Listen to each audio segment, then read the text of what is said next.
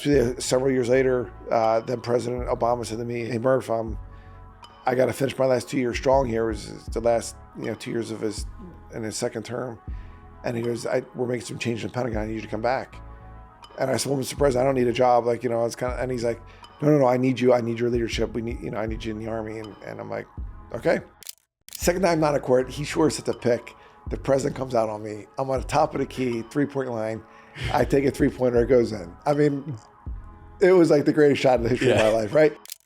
Political violence in America is just wrong. I mean, I live in Bucks County. They just tried to assassinate our governor and his family during the Jewish high holidays, and they committed arson in the governor's mansion when they were sleeping there. And it's just, obviously a year ago, they tried to take President Trump's life in Butler, Pennsylvania. I mean, we got to do a better job as Americans to really realize that there's really good people, and what you only see in the media these days is the far left and far right. It's infotainment. If it bleeds, it leads. They want the conflict. They're going to show the conflict. They're going to show the killings, the stab. Like that's what news is. It's infotainment. And what you're not going to see is, hey, look at these members of Congress that are getting along. Look at these members of Congress that are going to church together. Look at these members of Congress that are doing bipartisan legislation that's going to create jobs here in America. That stuff doesn't sell. Yeah. That's why the news won't really cover it too much. And so I think that was what, learning about it is disheartening, but I have hope. I will say, what doesn't give me hope is that I don't think there's a lot of moral courage in Congress right now.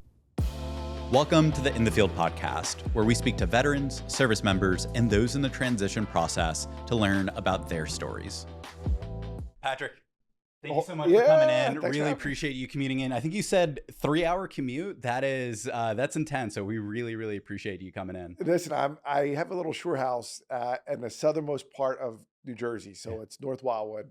So I had to drop off my little man, and he cleans up a bar. Wow. At age 15, and then he serves ice cream at night. But long story short, I dropped him off at 6:15, got on the road. I got a bunch of coffee, but I'm good to go, brother. Listen, people talk about like leadership, whatever. To me, it's like 90% is just showing up. Showing up on time, ready to go.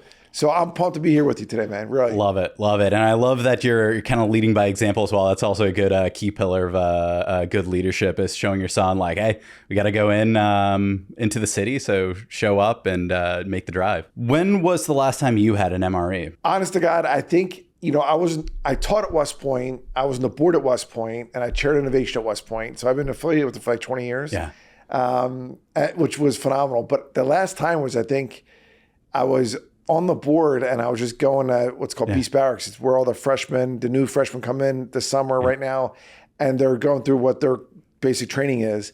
And so I was out there in the field all day, and I had MRE with them. So I think it was about 5 years ago. Okay. So not too long. Are you feeling trepidatious? Are you feeling excited? Listen, if you try to give me the ham slice, I'm going to say, hold it, it's been a great podcast, brother. But like, as long as it's not the ham slice, I'm good. I don't even, and I'm low maintenance. Even when I was in the Army, like, listen, I think, I was in light infantry units for most of the time as a lawyer, but so I was in the 25th Infantry Division, 82nd Airborne, and like, I'm used to eating MREs, and I'm like so low maintenance, I don't even heat them up. Yeah. Makes sense. Well, we've got two of them. Thankfully not the ham slice. We've got veggie crumble and beef goulash. I guess gets to pick. I'm going beef goulash, please. Yeah.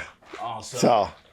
All right, we'll crack these open, and then as we do, hopefully they're an easy open MRE. It's always the first test that all guests have to go through. There we go. Okay, not too rusty after 5 years, right? No, listen. And I ate breakfast 3 hours ago, so this is like my brunch right now. Exactly. So. I feel bad when people make long commutes into the city for this, because New York known for some of the most amazing restaurants, and we go have an MRE instead. We could be bringing in Joe's Pizza. We could be bringing in, tons of great food from restaurants around the city. But, we like to keep it authentic and bring it. What do you have in yours? So I'm going to go right. I'm a big believer in I'm going right for the beef goulash. I'm going right for the main meal, if that's all right. So let's do it. I got my spoon. I did the patriotic sugar cookie to the side. I think I want to take that back home for my little man. Oh yeah. I was going to say it's going to crumble those are some high crumble snacks too. So you're going to get them on the nice suit. Yeah. Yeah. And so my preference is that I'll just take that with me. But so I got to always, like, when I do these trips, I'm not like a big, like, I want to go buy a t-shirt or anything, but like when I have 2 kids. Maggie Murphy's 18. She's about to start college. She's going to do what I did. She's going to do ROTC. So oh, nice. I was a college hockey player at a small Catholic college called King's College. Yep. I was a 3-year captain, but it was basically in Wilkes-Barre, Pennsylvania. We played in the Delaware Valley Collegiate Hockey Conference. I joined the Army ROTC program with my roommate. And at the time, of our school of about 2,200 students, there was only 3 of us in the ROTC department. Wow. And so she's going to go, though, to Clemson. And instead of doing Army ROTC, she's doing Air Force ROTC. Okay. So I'm not going to, she's a little nervous once she's starting college. I mean, she was an athlete in high school, volleyball player, student government, Dean's List, top 20 in her class. But I think she's like a little nervous. And part of it is the training starts this week for her. Like, we got to, she has to do in the Air Force, I think it's like the minimum 15 push-ups. So I want to make sure by day 1 she's ready to go. Oh yeah. So speaking of which, I mean, it's funny. I guess your kids are going through the experience now. What was it like? Who was Patrick growing up? What were your influences? Why did you decide to join the military in the first place? Did your parents serve? Yeah, I'm a 3rd-generation veteran. Grew up in a row house in Northeast Philadelphia. So my dad was from. It's called National Park, New Jersey. His dad was the VFW commander, local there in New Jersey. So he was enlisted in the Navy during Vietnam. And then, he joked that he joined with his cousin in a buddy program. They promised him they were going to stay stationed together. He went to Ethiopia. His cousin, Johnny Kelly, went to Alaska. So the furthest way. Right. So, but again, Uncle Sam needs where Uncle Sam needs you. Yeah. So he did that, came back though, and then joined the Philadelphia Police Department, right? So did that for 22 years. Met my mother, who was a Catholic nun and left a convent, and then met my father. Now, my version of the story is she dumped Jesus for Jack Murphy, a Navy man, but she left and then met my dad. But, listen, my grandfather served in the Navy, enlisted in World War II in the Pacific. My dad served in the Navy during Vietnam. And my brother and I served. My brother, Air Force. I did search and rescue with the Air Force, and he did 2 overseas deployments. I did 2 overseas deployments. And, the fact that my daughter's doing ROTC, I told her this, it's your life. It's the fact that she's doing it. She's basically pre-professional health studies type thing. But whether she stays with it or not, I'm just proud that she's keeping an open mind and thinking about doing what you and I did, and that's serve our country when our country asks. Given that both your grandfather and father served in the Navy, was there any contention by picking Army, or why Army over the other branches? It's interesting. My dad was, again, enlisted, Philly cop. I grew up in a row house, meaning, I shared a step with another family. Our houses were all attached. I didn't know the difference between officer and enlisted. I remember seeing the Army-Navy game. I didn't know what West Point was or Naval Academy was, right? So to me, my college roommate, whose dad was a janitor at Merck, he was a Jersey guy. He's like, hey, Murph, do you want to, look, let's check out this Army ROTC. We can earn a scholarship. You get to rappel off the side of a building. And so I'm like, okay. And we both went, competed. We earned scholarships. We went away to Fort Knox, Kentucky that summer. And for me, like, I was, again, competing for a scholarship against guys from Notre Dame and Georgetown, et cetera, and gals. And, we both earned scholarships, like full rides for the last 2 years of our college experience. So it was awesome. I loved it. It opened so many doors. And, it really, made me the person I am today. You don't have to answer this. Did your father have any reservations about you going into the military, given the way Vietnam veterans were treated and the kind of shift in how we looked at military service after that war? Was he worried about you going in, or worried about what the outcomes would be, or had the mentality in the public eye kind of shifted by that time? Yeah, I think the public side shifted by that time. I'd also say, listen, my 2 uncles served in Vietnam. My one uncle, like you, was in the 101st Airborne Division. And I'm named after a Vietnam veteran. His name was Patrick Ward, who gave the ultimate sacrifice.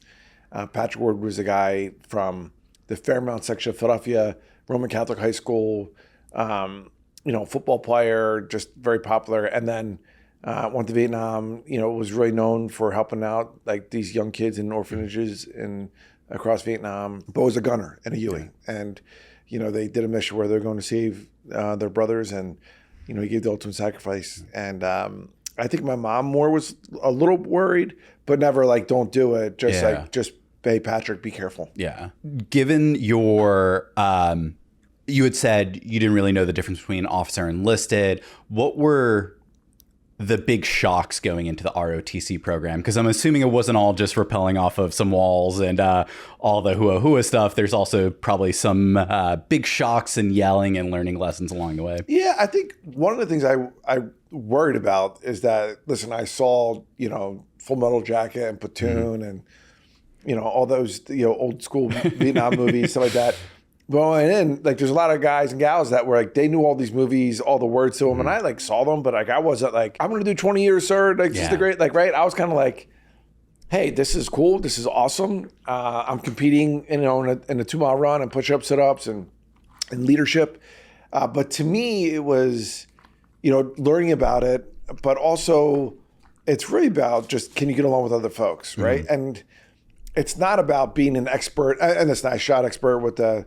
At that point, it was the M16 A2, A4 assault rifle. Then it was the M4. So I was always a pretty good shot.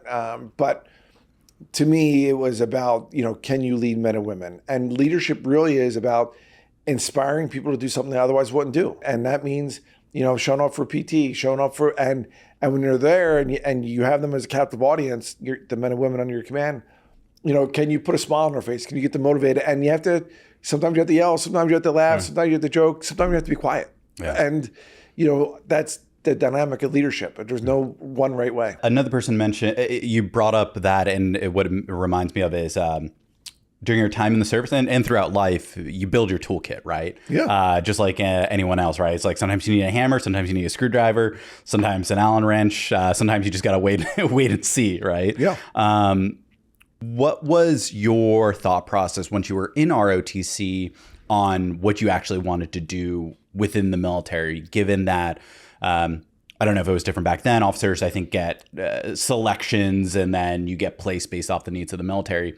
Was there a specific MOS or field that you're like, this is speaking my name? Yeah, like right from the jump, they make you say, why do you want to join the military? Where do you want to serve? That type of thing. And so my uncle, he was a Vietnam vet. My mom's twin brother, his name was Billy Rapone, still alive. He was in Vietnam with the 101st, came back, was with the 82nd. He still has the 82nd patch on his pickup truck, and he still lives in Philly. And, my Uncle Billy was a good influence in my life, right? Yeah. And to me, I want to follow his footsteps. And I wrote in from day one, I want to go to the 82nd Airborne Division. I want to be an all-American paratrooper, Army Ranger, right? Yeah. And so that was always my goal. So, it took me a while to get there, meaning it took me a while to go to airborne school. Like, I tried to go to airborne school as a cadet. There's not a lot of SOTs in ROTC. Yeah. Tried to go to air assault school. Took me a while to get there, but finally got that. And then I got a Ranger School SOT, right? But then 9/11 happened. Right. And instead of going to Ranger School, I went, they put me with the 25th Infantry Division, and deployed right after 9/11 with them. And then, so I never made that part of my goal, but came back from that unit and then was re-signed to the 82nd, and I was in the invasion in Iraq, and I was with the 2nd Brigade Combat Team. And so for me, like, I tried to, I had goals. And even it's funny because years later, basically like the selection guy, the branch guy said to me, hey, where do you want to go next? Because I was going to Korea at one point, and he goes, after the year in Korea with the 2nd Infantry Division, where do you want to go? And I said, I want to go to Bragg. And they're like, don't you want to go to Hawaii or Germany? And I'm like, no, I want to go to Bragg. Like, and he's like, what? And I'm like, hey, I joined the Army like a long time ago. Like, at this point, it's been several years. And I said, I trained at Fort Bragg, et cetera, but I was like, I want to go, I want to be with the 82nd, and I don't want to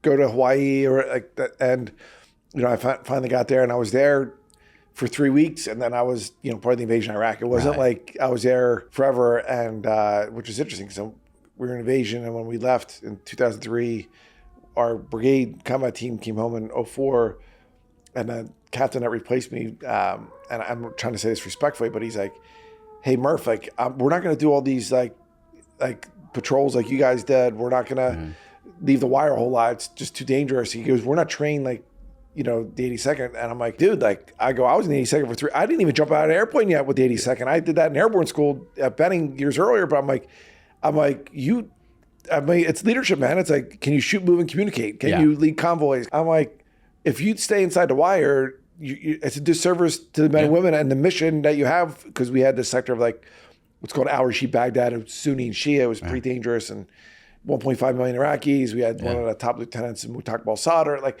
I took him out, and we captured him. I prosecuted him in like what's called the Supreme Court of Iraq, which is the Central Criminal Court of Iraq.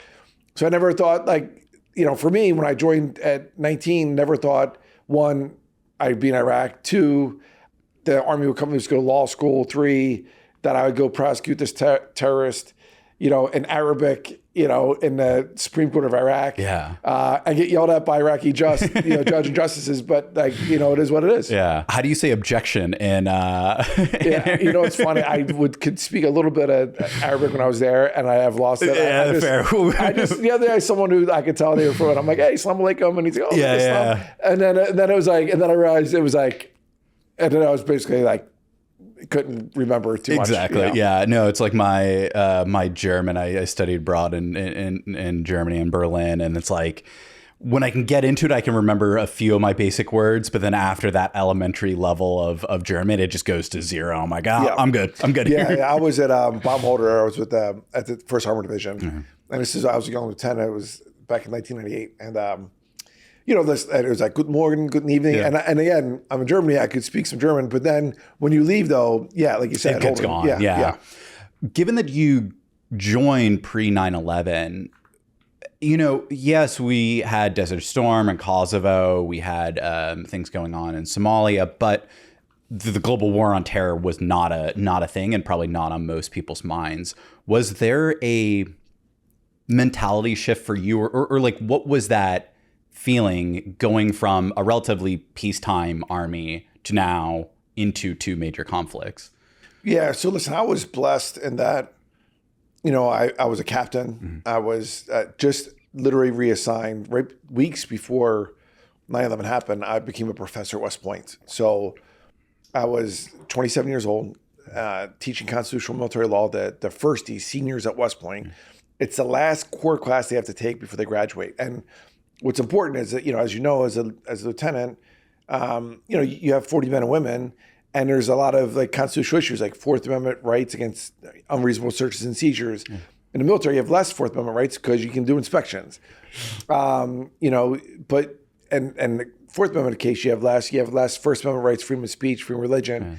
You actually in the military, you get some more rights than civilians, and you say what? And you get more rights against self-incrimination under the Fifth Amendment. You get an automatic attachment to right to counsel under the Sixth Amendment, right? So, which is weird, and you just got to walk these young non-law majors, like they're not going to be lawyers, they're just going to be, great lieutenants and captains.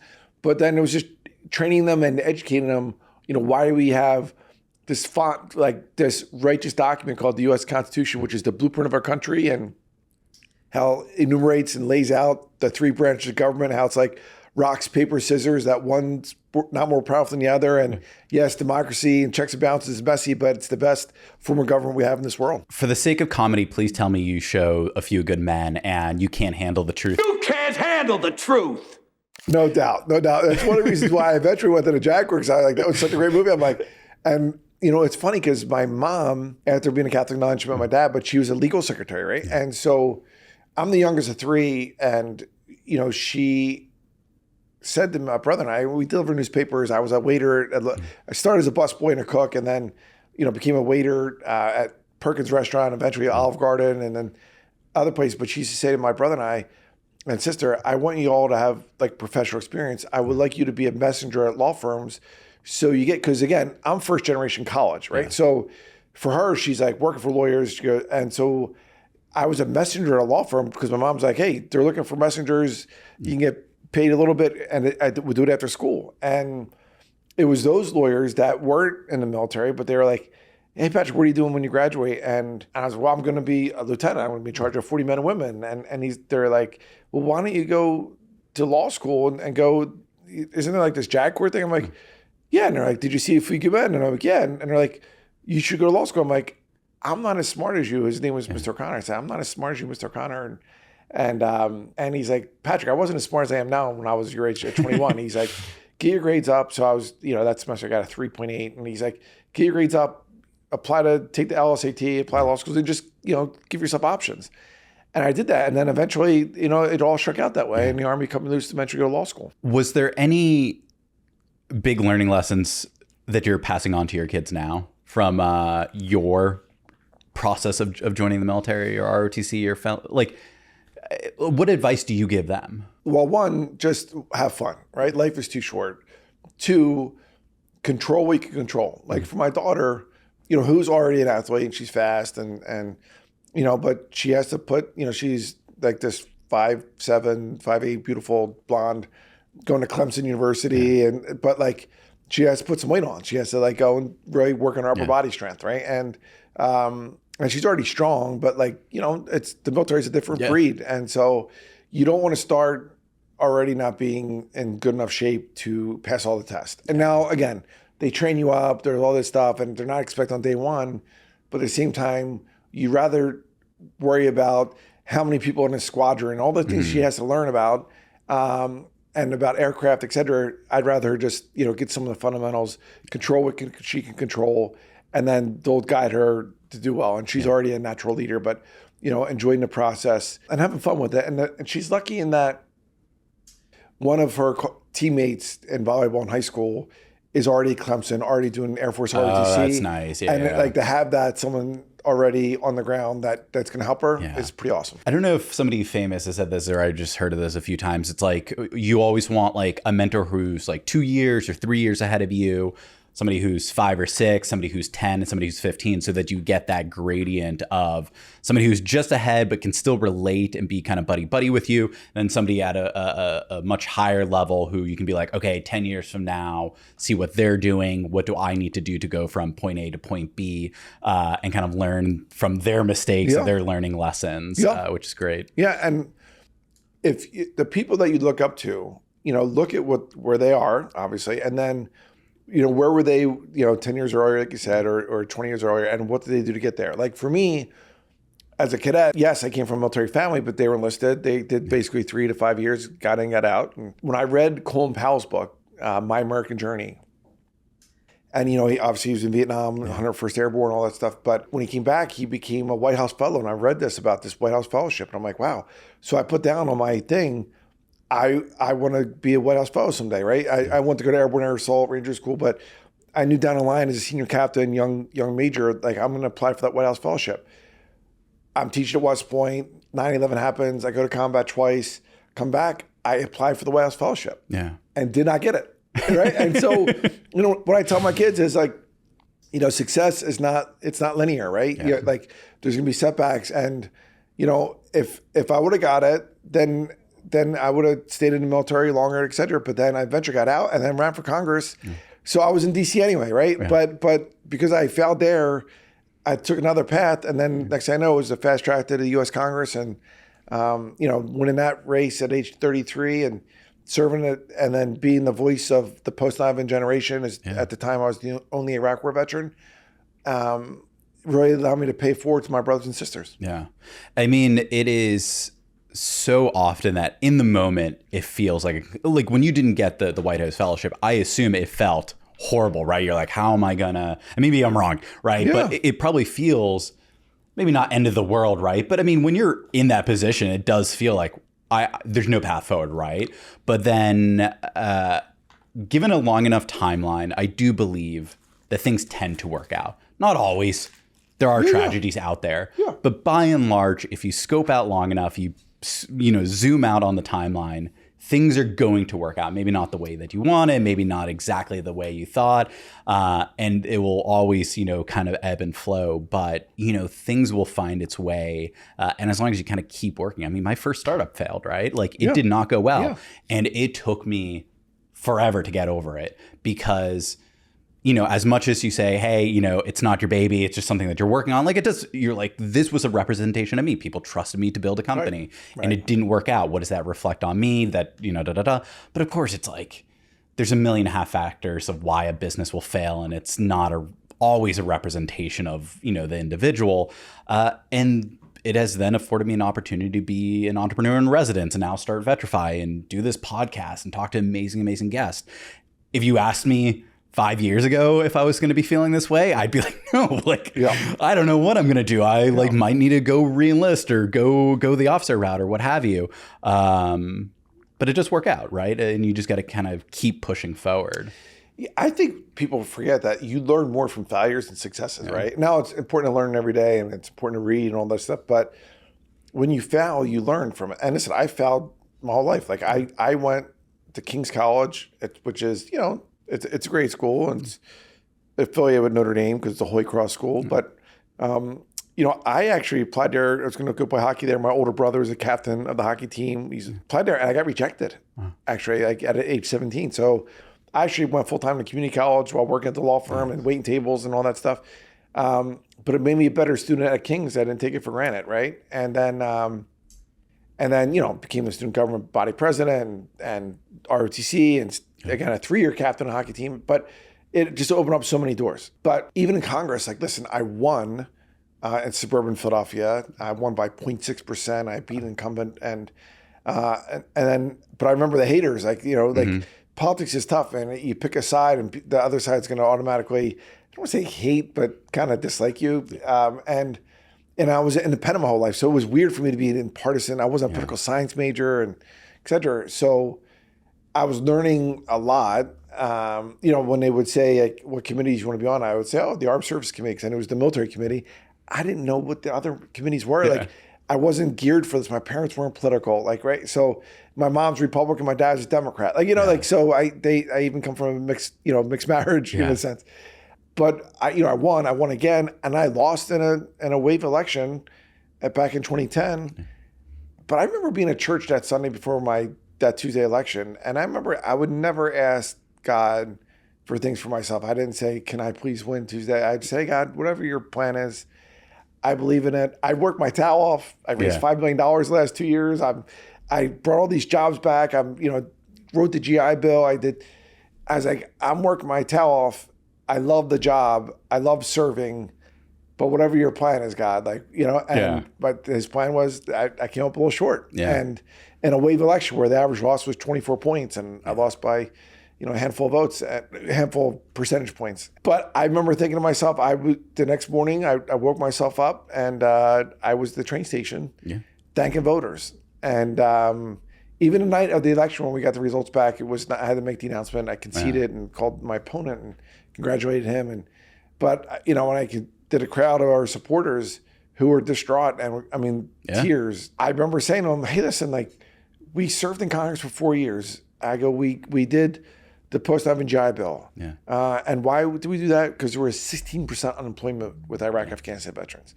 I go, we repealed the policy was called Don't Ask, Don't Tell, where we kicked out 13,000 troops just because of their sexual orientation. And that was wrong. And I said, we did that. I said, there's 20 million Americans that are going to be now covered under the Affordable Health Care Act. These are positive things. And I said, and we cut tens of billions of dollars of wasteful spending because I'm a fiscal conservative. And I go, we have a lot to be proud of. I go, and it sucks. And I'm not going to try and sugarcoat it. I go, but you know what tonight is also? Tonight is Jack Murphy's first birthday. Because I just had my second kid, my son Jack, who's now 15. And I go, so it's my little man here's birthday. I go, why don't we sing him happy birthday? And we did the happy birthday, right? And I got more people upset, but I'm like, you gotta, we used to say in Baghdad, Iraq, in 138-degree heat, you gotta embrace the suck, man. Yeah. Embrace the hard. And it was hard, but you just gotta get through it and just be positive. Yeah. So many things to hit on.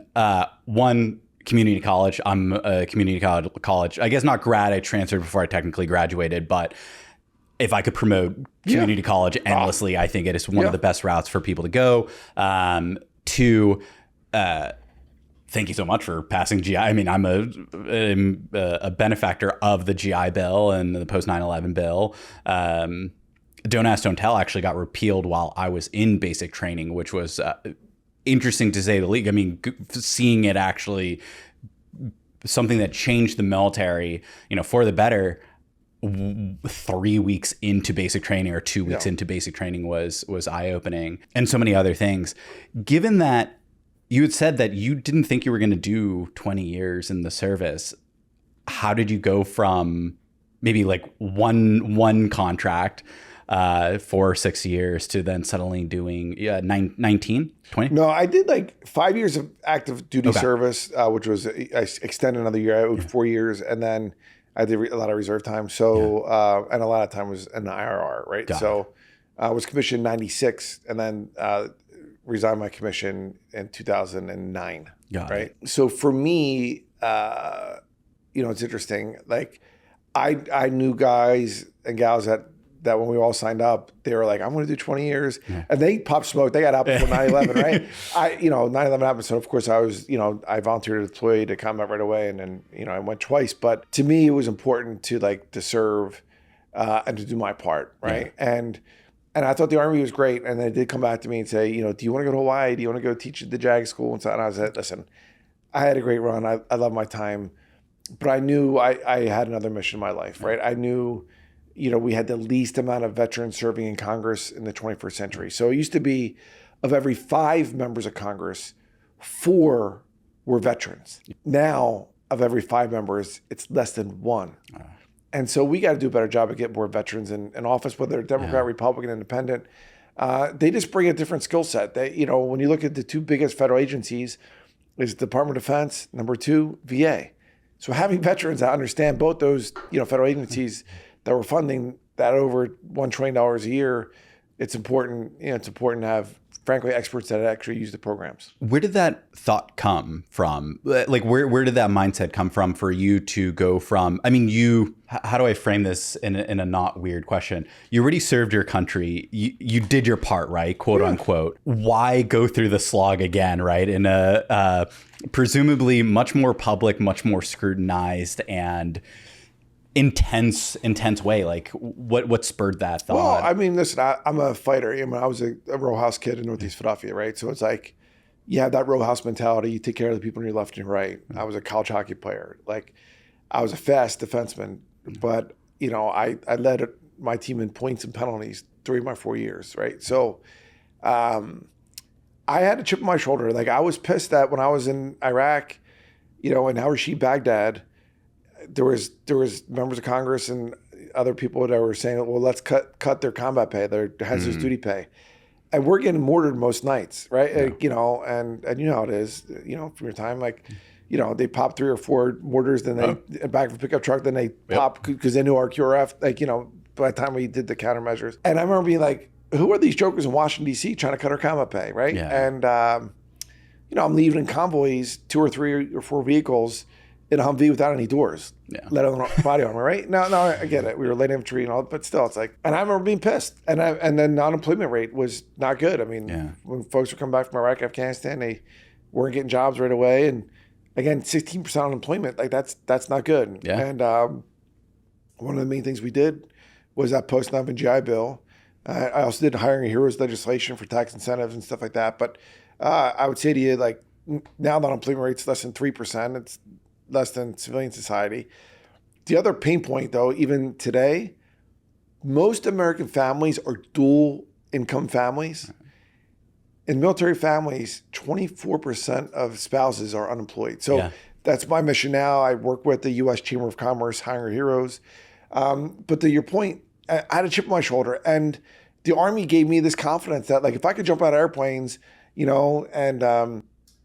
and feel like I did, and teach at West Point and all that stuff, I was like, I'm good enough to run for the U.S. Congress. Because there was people that I served with that when I ran for Congress, I mean, I got some really nasty emails from people that I loved that were like, Patrick Murphy, who the f*** do you think you are? And I apologize for cursing, but that's what they said. And I was like, hey man, like at the time I was 31 when I first ran. I won at 33 because it takes 2 years to basically run. And I'm like, hey man, like, the Constitution says I got to be 25. So I got 6 years experience and, I'm a combat vet. I'm running from the area I grew up and born and raised in. And I think I have something to offer. I'm like, and if you feel like you have something to offer, go back to where you're from and you go run for Congress, but don't try and rain on my parade. Yeah. And there is a lot of people that are going to, you put yourself out there, they're going to try and bring it down. Like you start a company, like, who do you think you are? Like, and like you went to community college and you're like, well, I went to Stanford too, but they bust your chops. Yeah. But I think, especially in the veterans community, we got to band together. And, as Ben Franklin, so eloquently said, one of our founding forefathers, if we don't, hang together, they're hanging separately. Yeah. There's a lot of pessimism, nihilism, and just kind of general dishope of the political sphere nowadays. I guess 2 questions. One was, what misconceptions did you have about politics, Congress, the government that either were proven true or untrue once you actually got in there? And then 2, like, what do you still have hope? Or like, what do you say to people who are like, why vote, or it's hopeless, we're too far gone, and the general kind of disdain to the political sphere right now? Yeah. I have hope. I'm a big believer in political public service. So listen, my best friend in the Army became my best friend in Congress, and we're 2 different political parties, and we're both out now, and we're in business together, and I think that's great. I went into it. I thought then that the war in Iraq was wrong. Now, again, I served in Iraq. I served in the company Heroes. Our troops did a phenomenal job, and I said it back then. But I thought we should have been focused on bin Laden and bringing him to justice. He was the mastermind, and Al Qaeda, and they were in Afghanistan and Pakistan. So I was outspoken about it. I got criticized for that, but I think history has proven us right, that those of us that were, standing strong on that issue. And again, I got beat up from the left because people were like, oh, they should bring them all home tomorrow. I was like, you can't do that. All that. But that's part of the gig. And especially in the major leagues, when you're in Congress, there's 600,000 elected positions in America, 600,000. Yeah. There's only 535 in the federal level, right? So being one of those 535 and being a voice of our generation of Iraq, Afghanistan veterans, because I was at the time the only Iraq vet. My second term, there's 4 of us. I felt like an added responsibility.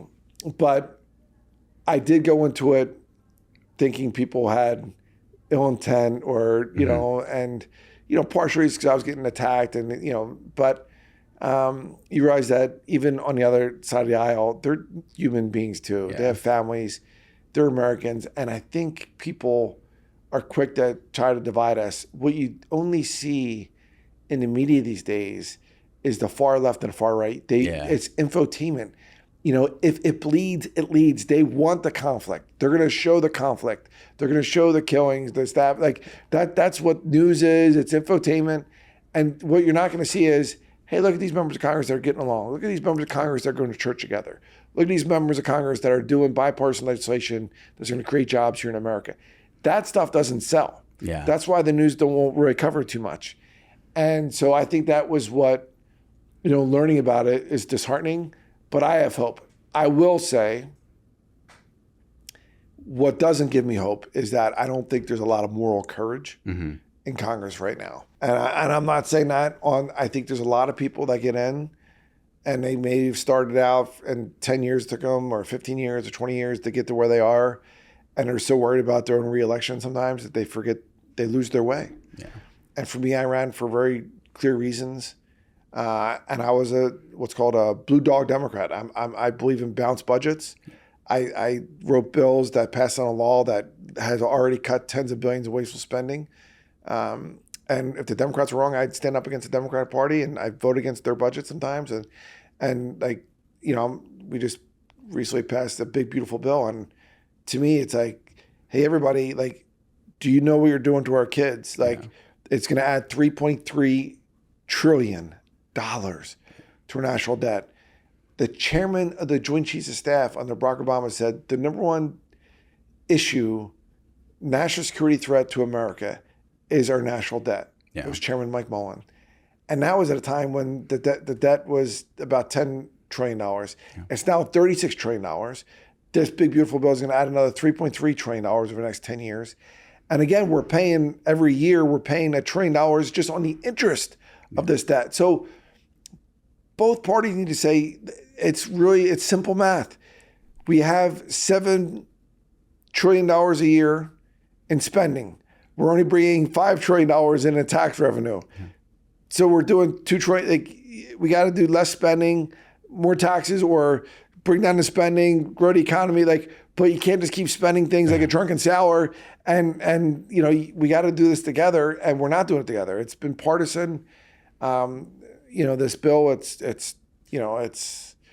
the tax cuts to the wealthiest among us is immoral, because these tax cuts are really going to be paid for by our kids. Yeah. And it's not like, you know, if you're blessed with kids holding someday, like, listen, when I die, my kids aren't going to be responsible for my credit card.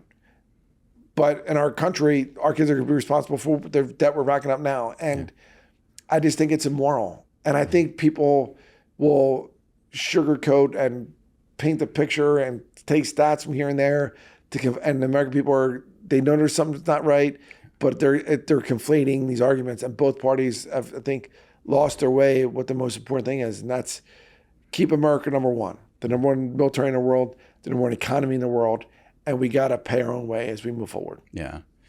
I mean, it's funny, right? The point of the House reps and the senators having different term limits was that there are opportunities to think of short-term and long-term things, right? And the idea that if you have those different term limits, you could have the kind of quick wins, right, for the right now, but then also the longer-term wins. It seems like a lot of politics today, and maybe I'm wrong, is everything short wins, right? Like, what generates the headline today, what generates the news headline that will boost your points by X amount for the election tomorrow or the election this year, rather than, hey, what does 10 years from now look like? Do you see that happening? And then how do we shift to long-term ideas? Because it's so hard to get interest in that. Yeah, I mean, I think to not just folks in political public service, but to all Americans, especially our fellow veterans, like, think critically. Like, have the humility to say you don't know everything. Like, read the other side. Like, if you can't say, like, the other side has these good points on certain things, you're wrong, right? Like, I'm against the big beautiful bill, right? Because it adds $3.3 trillion in debt. I will say, though, there's some really good things in that bill, like no tax on tips. I think that's a great thing, right? I was a person that got by on tips as a busboy and then as a waiter. But to me, you know, that's like 2% of the population. So again, I'm for that. I'm for the child tax credits that they had in there. I'm for, you know, not raising tax on middle class Americans, right?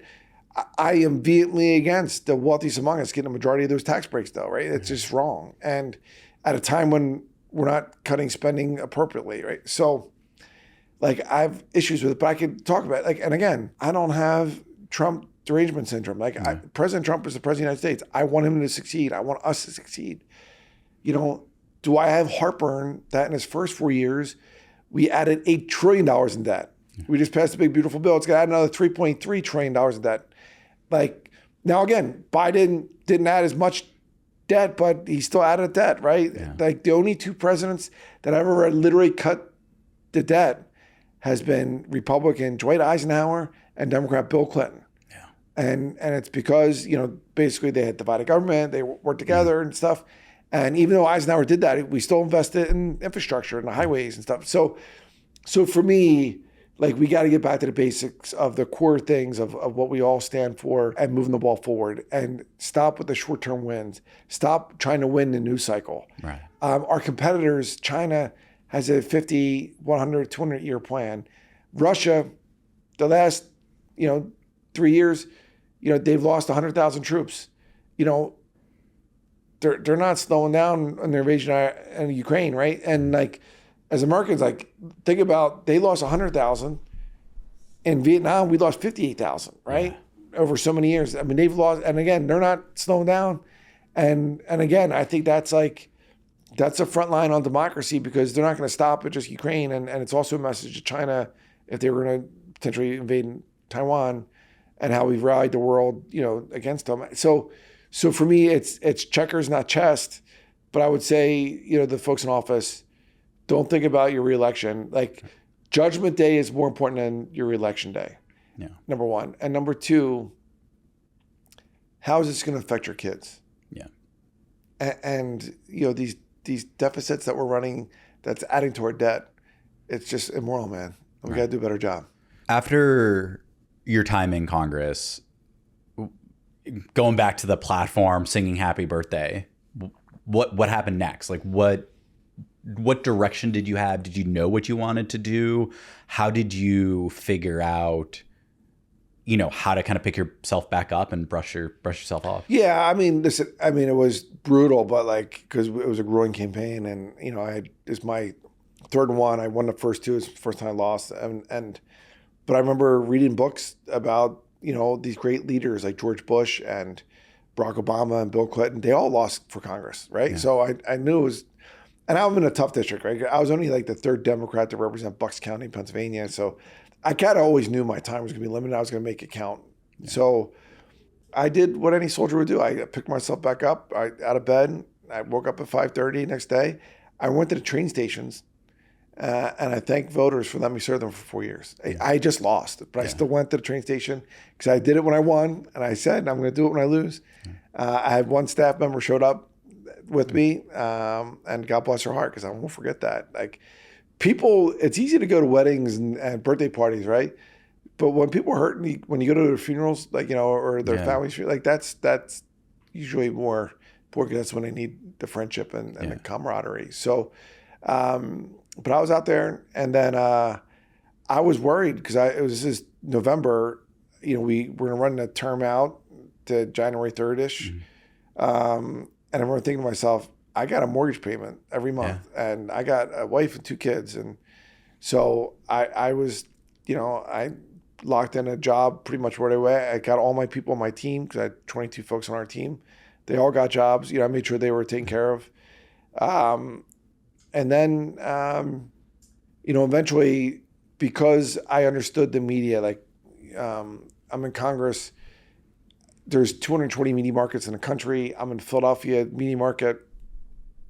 I literally spend like $1 million a week on television, right? Mm-hmm. So 90% of what you raise goes to the media, and most of the broadcast TV, et cetera, and cable. I remember thinking, wow, that's a skill set. And then I started working for NBC News and became a contributor, unpaid first, then became a paid contributor. Then I got my own show. And so that was great. And I did that. And then, to be honest with you, several years later, then President Obama said to me, hey Murph, I got to finish my last 2 years strong here. It was the last 2 years of his second term. And he goes, we're making some changes in the Pentagon. I need you to come back. And I said, well, Mr. President, I don't need a job. It's kind of, and he's like, no, I need you. I need your leadership. We need, I need you in the Army. And I'm like, okay. And he said to me, and hold on, I'm embarrassed to say this. He said, I want you to be the Undersecretary of the Army. Okay.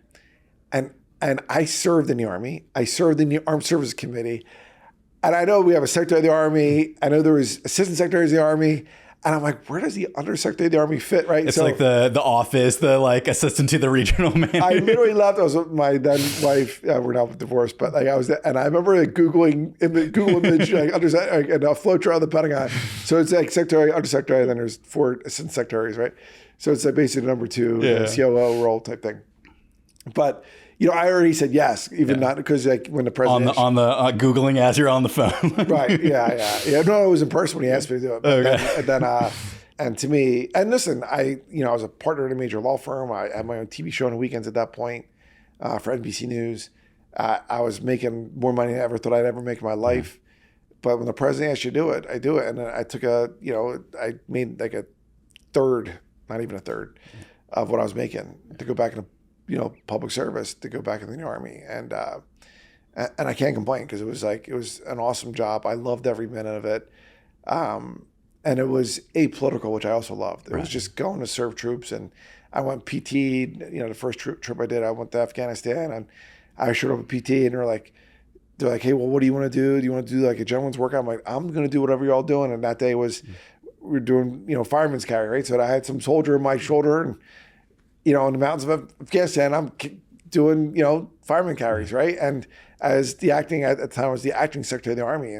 But to me, it was important to lead by example. And the bottom line is, this core specialty of every American soldier is you got to shoot, you got to move, and you got to communicate. So for me, that common core is, if I start my day with my men and women that I get the chance to serve with, and do PT with them. And I would do it every single day, whether I was at the Pentagon gym, or if I was on, a visit in Iraq or Afghanistan or elsewhere. 2 questions, one silly one. I think on your website, there is a photo of you playing with President Barack Obama in basketball.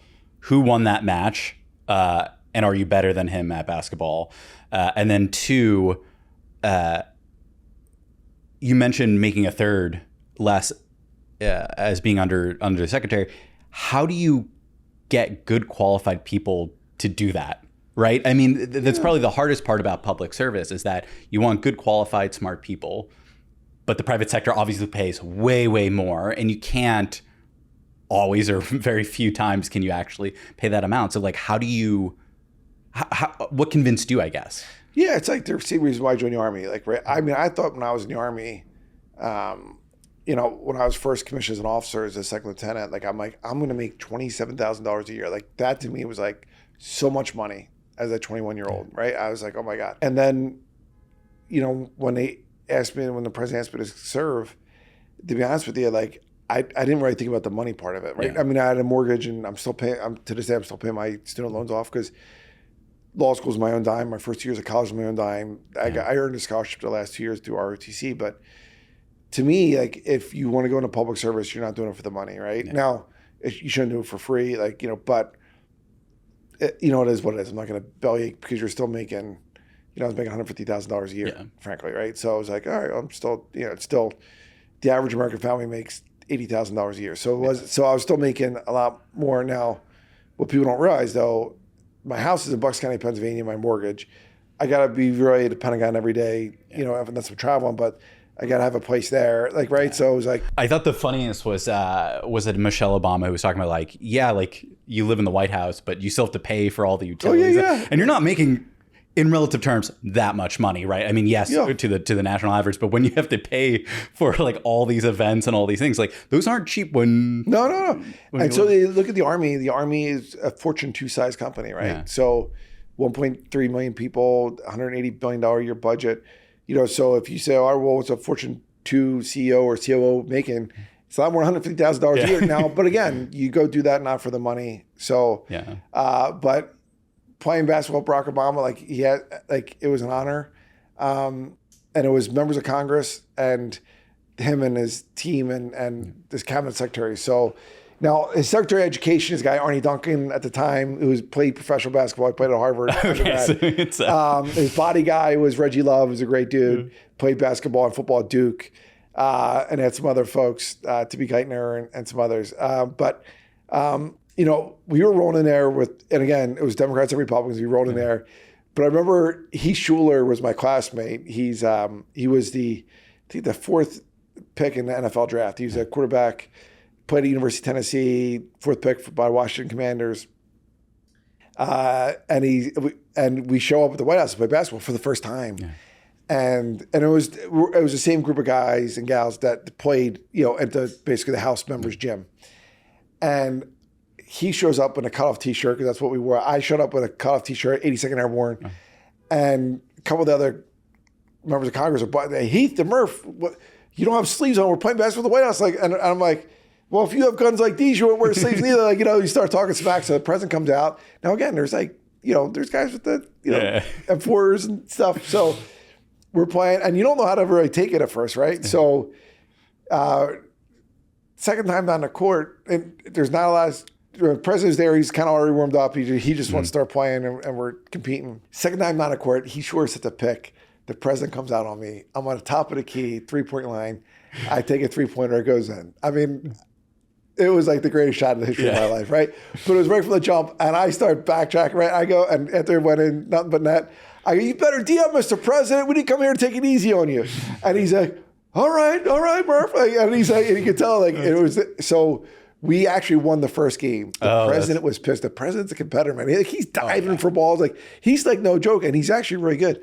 But we were there to win. So we won the first game, and then they may have won the next two. My memory then is a little foggy. Yeah. The record's not clear. You know. Yeah, there's no tapes to. Yeah, but if he wants a rematch, I mean, he's sure, and Mike Curie and us, we'll get out there. Exactly. We'll clip this. We'll send it out to his team. I think we can get something going. Yeah.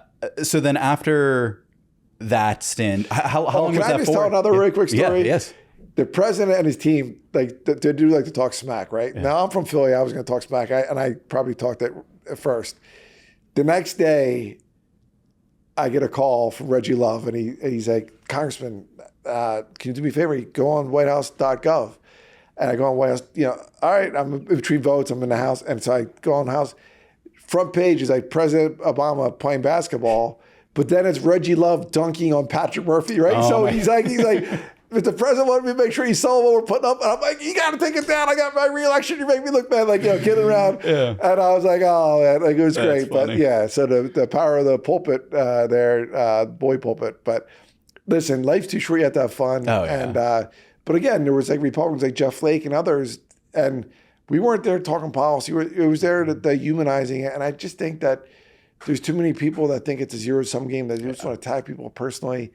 Political violence in America is just wrong. I mean, I live in Bucks County. They just tried to assassinate our governor and his family during the Jewish high holidays, and they committed arson in the governor's mansion when they were sleeping there. And it's just, obviously a year ago they tried to take President Trump's life in Butler, Pennsylvania. I mean, we got to do a better job as Americans to really realize that there's really good people, and you might disagree with them, but you don't have to be disagreeable. And there is no excuse ever for political violence. Yeah. It is very scary to see the temperature rising in the political sphere. And to your point, like, the idea that it's a zero-sum game, or what I often hear is that, like, this is the end kind of rhetoric, or like this is life or death, which, don't get me wrong, there are policies that will have major effects on society, on countries, and on people's lives. But the way you can go about it is, there's so many avenues. Vote for a new representative. Right. Vote. Right. Show your voice. Express it online. Express it to your community.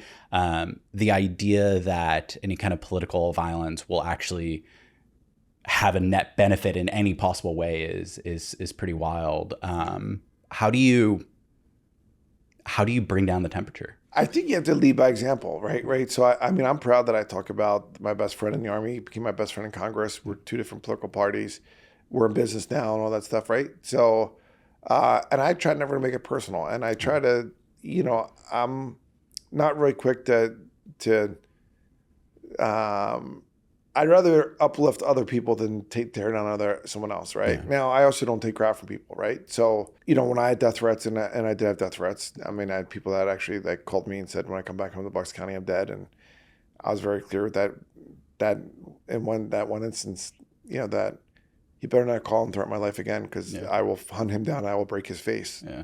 And I was serious. Yeah. It was a heart attack, and I let the FBI know, like, hey, just got this threat and what happened. I do think, though, people are so quick to just, if you're Republican, you're watching Fox News. If you're Democrat, you're watching MSNBC, and you're there just to get your own views validated, right? And you got to think, like, if you can't say something nice about your opponent, if you can't point out as a Democrat something good that President Trump's doing, or vice versa, you got to look in the mirror. And I just think if we did a little bit better job at having that intellectual humility, that we don't have all the right answers, and we try to learn and try and move the ball forward in a constructive way, then shame on all of us. Yeah. One of the clips that always lives in my mind, not always lives in my mind, but what I remember is McCain versus Obama. There was that clip of somebody in the audience saying, like, I'm worried that Obama is a terrorist or what have you. And McCain he's like, no, he's not. He's a good person. Yeah. I think I'll be a better president. I think my policies are better. I have read about him, and he's an Arab. He is not. No? No, ma'am. He's a decent family man, citizen that I just happen to have disagreements with on fundamental issues, and that's what this campaign is all about. He's not. Thank you. It's refreshing to see that, given that, I don't think you would see that today by and large. I think there are good politicians out there who would, but right now, like you said, the ones that are on the media are either the far left or the far right, and you don't see that kind of humility or extending the olive branch. Yeah, and I think part of that whole thing is because there's not enough moral courage in both parties. And that means, character is how you are when no one's looking, right? Now, you might say, well, that's on C-SPAN, it's on Fox News and MSNBC. Okay, but like, you only get the vote, yes or no, and all that stuff. And, what John McCain did, it took a lot of moral courage, right? And we need to see more of that.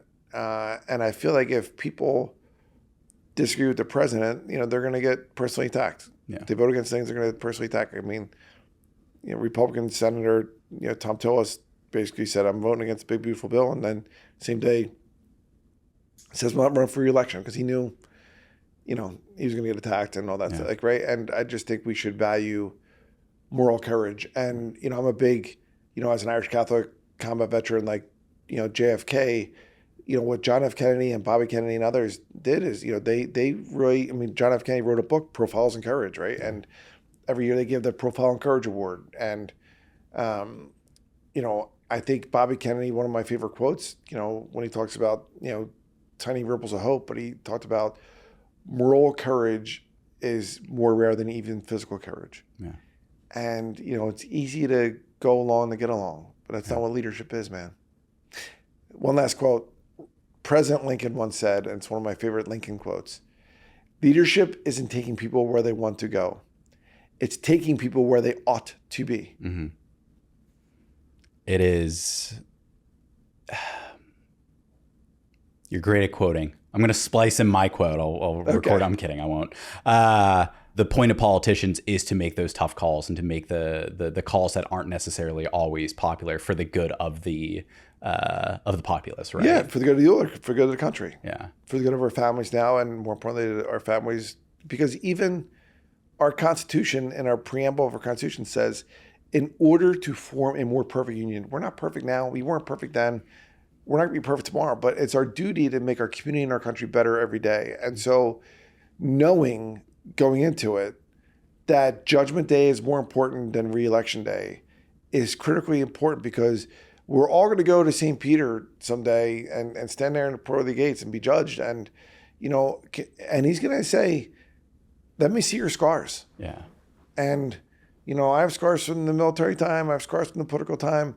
I have scars in business, and, to me, it's like, are you out there moving and shaking and doing what's necessary to move the ball forward and to do the right thing? As we come to a close, before I ask some of my last few questions, MRE, after 5 years, 1 out of 10 or 0 out of 10 if it was really bad? I'm saying, like, I wish I had that in my car. I wouldn't stop at the rest stops half the time. The beef goulash, thumbs up. I give it, 8 out of 10. There we go. Yeah. Yeah. I like the beef goulash. The veggie crumble, I couldn't remember if this one was good or bad. Surprisingly very good, and even cold, solid one. I'd give this also an 8 out of 10. Yeah, there you go. For MRE ratings, not food rating. It's two different scales. Can I throw, because I watch your other podcasts and they're awesome, but to me, like, I ran for Congress because there was unemployment rate, right? And I wrote the bill that repealed Donut Hotel because we kicked out 13,000 troops. It was wrong. I teach at the War and Business School. I'm in business now because I look at the World War II generation. Half those veterans came back, started their own small business. They created iconic global brands like Walmart, Nike, Comcast, Enterprise Car Rental, FedEx, Fred Smith, Marine just passed away a couple weeks ago. And I say that because our generation of Iraq, Afghanistan veterans, it's less than 5%. Yeah. So I love the fact that when you talk about, Vetrify, what you did, being that less than 5% veterans that start doing small business, and the pain points we've talked, I've read about, and we've talked about when you were at 101st, you're at Fort Campbell, Kentucky, you leave post, within a mile, there's 22 payday loans, payday lenders. So you're creating this new thing, Vetrify, this tech platform, which is great. And why is that? Because veterans are 4 times as likely to get, financially basically victimized. You think about, you just think about how in our market, whether it's USAA or Navy Federal or Penn Fed, they have 80% of the market. And we're talking about 38 million veterans and military family members in America. You're talking about they have assets under management of $500 billion, just under $500 billion. It's a huge market you are trying to tap into through this tech platform. Why did you do it? Was it to solve those pain points? And tell me where you are, if you don't mind. Yeah, great question. I mean, my journey throughout the military, I came in enlisted. I had a 1.8 GPA in high school. I didn't know what I wanted to do in life. I was actually a good saver at the very beginning. I think I came back from Afghanistan with $30,000 or $40,000 in my checking account. Wow. I blew it. Literally, I left with, I think, maybe $10,000 in my savings. I was earning no interest. It wasn't in any investments. I didn't put anything in my TSP. I made all the mistakes besides buying a Mustang at 35% APR, but that was because I was stationed in Italy. And when I got to Tennessee, I think I bought a cheap Mazda. So at least I had that going for me. But so often, when we see or hear those stories, we think it's a dumb 18-year-old, or, oh my God, that private, what did they do? They're so dumb, etc. But it's not an intelligence thing, right? It's just like you talked about, I'm not smart enough to be a lawyer, but everyone has to start somewhere, right? And you don't know what you don't know. And so much of it comes down to resources. And I'm here where I am today because of Service to School, because of Warrior Scholar Project, because of amazing, amazing mentors that I just happen to get super, super lucky to bump into throughout my life. And they put me on the right track. They gave me the resources and the knowledge I need to be successful and to get to where I am today. And so when I was entrepreneur in residence at Context Ventures and working through, these ideas and, seeing the kind of gaps within the market, it really came down to what are the building blocks enlisted need to be set up for success? Because 90% of Americans don't have $10,000 in savings. And yet the average enlistment for military is above that. Yep. So why is it that the enlisted, population doesn't at least be better than 90% of Americans, right? And it just comes down to resources and knowledge. And there are, classes and basic training that teach financial literacy, but you're exhausted, you're getting yelled at all day, you're not paying attention. So how do we build a platform that's intuitive, that's easy to understand, that automates it as much as possible so that, if you're getting yelled at all day or doing 100 push-ups and, somebody lost their nods and you're not getting back to your barracks till, 1 a.m, that you're not thinking, oh yeah, let me put 10% into my savings account, or let me think about my investments. And from, my own experience, and then just seeing, my own friends that got out that didn't have those resources or weren't as lucky to have the safety net of family to go move back into, it's unfortunate, right? And I don't think success leaving the military should be based off luck or the family that you're coming from or, the happenstances that you have. It is really like, how do we build platforms, communities, and resources so that you increase your chances? Yeah, I think that part of that's about paying it forward, right? And as the Bible says, having a servant's heart to be willing to serve others. And you're doing it through this podcast, you're doing it for a platform, Vetrified. And I think that's what, I would say, to our generation of post-9/11 veterans, like, hey man, like look at who's crushing out there of our generation, the folks that less than 1% that served during these defining moments in our country's history. What are they doing in political public service? What are they doing in business, et cetera? And how could you amplify and highlight them? And so I love, to me, it's why I teach at Wharton. I mean, I'm only there part-time, but it's like, in my opinion, the best business school in the world. And we produce more billionaires than anyone else. But all those students they study at what's called Huntsman Hall, right? Yeah. It's the biggest, at the Wharton Business School, biggest building. But Mr. Huntsman was a World War II veteran, right? And most other students don't know that, right? And, I talked to him about hey, we had, Al Skorsky, who was an Army Ranger, was the CEO of Johnson & Johnson, but he's a Wharton grad. And I tell him hey, did you know? And they're like, well, we didn't know that. I'm like, yeah, so I just think we should all do a better job at trying to shine a light on the positive stuff. Yeah. And it's quick to, tear people down. And I'm not saying sometimes they should be teared down, but just be fair and balanced and do the right thing. And I appreciate you having the guts to, be an entrepreneur because let's face it, most small businesses don't make it. Yeah.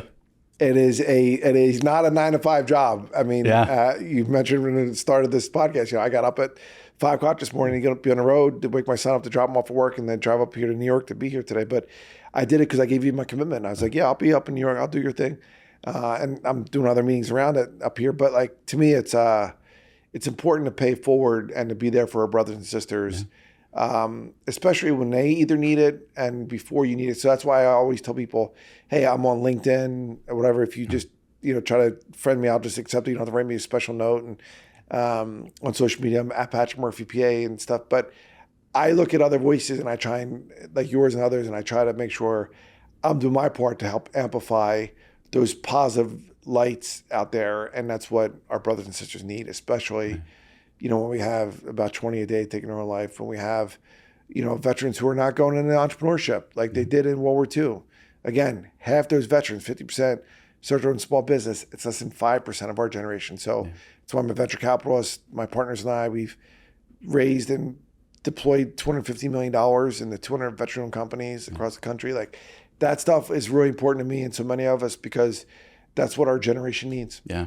I mean, you mentioned while you were in the kind of frustrations of seeing the things around you. I think likewise for me, it's equal frustration. And I mean this in a positive way, the stubbornness of like, why not me? Like, why not? Like, why is it this way? I get so frustrated, and why I'm in startups, and I did corporate a little bit and just realized like, I can't be in a system where asking why isn't promoted, or asking like, we've done this way for 5 years. Why not this way?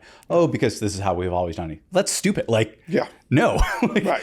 I told one of our engineers, I was working on a new feature. I'm like, I think we can get this done Friday. And he's like, it's going to take a lot of time. I'm like, yeah, but I'm too stubborn to not have it done by Friday. Like, I'm not going to let some stupid code tell me I can't get it done by Friday. It's going to get done by Friday. As we wrap up, what are you doing now, and what does the future hold? And most importantly, are you happy? Oh, dude, I'm super happy. I'm blessed. I mean, I've been blessed to, I live in Bucks County, which is the greatest county in Pennsylvania and our country, and got a little shore house in the Jersey Shore and North Wildwood, otherwise known as the Irish Riviera, for those who partake in, the Jersey Shore.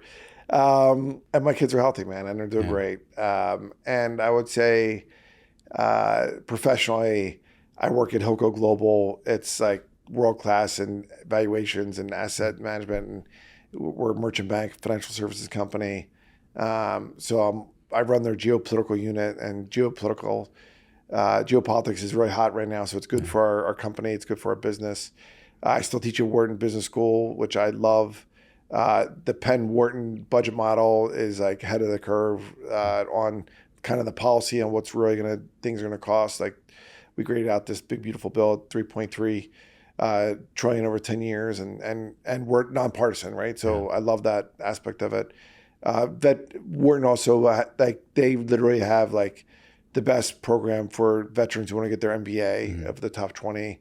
About 10% of our class, of our about 850 students a year coming for a 2-year full-time MBA program, about 10% are veterans or former government service. So it's higher than the other top 20 business schools. I'm still a venture capitalist through Moonshots Capital and starting on some group. And again, it's just we invest in like people like Blake Hall, who was a RGC cadet at Vanderbilt and got out, was in Ranger Regiment, deployed to Iraq a few times, earned the Bronze Star for Valor, came back, went to Harvard Business School, had a PowerPoint slide. It was called Troop Swap. He then pivoted to Troop ID. It's now called ID Me. Blake Hall is probably one of the leading post-9/11 entrepreneurs out there. His company, ID Me, which is a dual-use company. We kind of focus on dual use. IRS uses it, 14 other agencies and states. Private sector, Verizon, Lowe's, Home Depot uses ID Me. That company's worth roughly about $2.7 billion right now, right? That's our generation of Iraq, Afghanistan veterans, like that we should be proud of. Most of our generation, of the 38 million in our military community, don't know who Blake Hall is. Yeah. And that's wrong. We should know who Blake Hall is, and other entrepreneurs like you and him and so many other great Americans. Dawn Halfacres, another great leader. Like I can go on and on, but we just got to do a better job of amplifying the leaders of our generation, whether in politics or in business, that are just absolutely crushing it. Yeah. Patrick, thank you so much for being on. Really appreciate you commuting in. We'll have to have you on again. I really enjoyed this conversation. Thank you, brother. Appreciate it, man. Thanks for the beef goulash. Yeah, exactly. You know, it's a dinner and a meal, right? Yeah, there you go.